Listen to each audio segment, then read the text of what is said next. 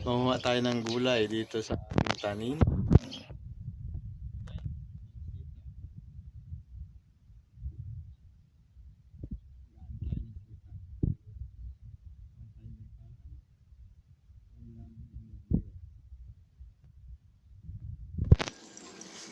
Unang bunga. Ano natin dito sa ating munting taniman. Ayan. Malaking bagay pag may tanim mga kalyons.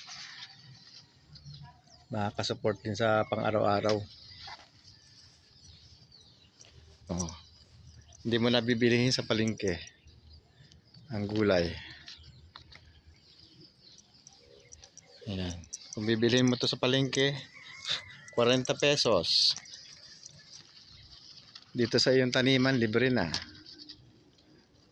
Ayan. Libre na dito sa aking taniman, sitaw. Ayan. Hanap pa tayo.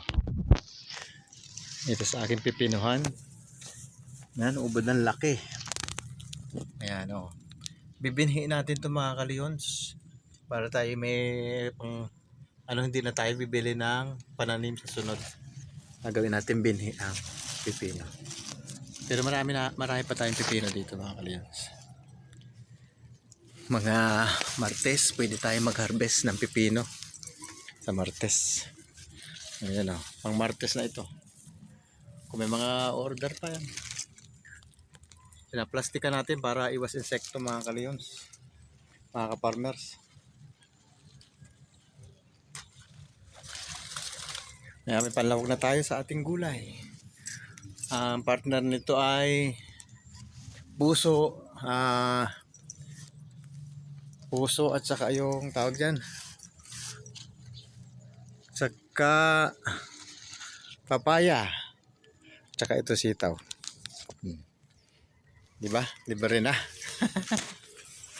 Malaking bagay. Meron kang tanim. Yan. Ayos.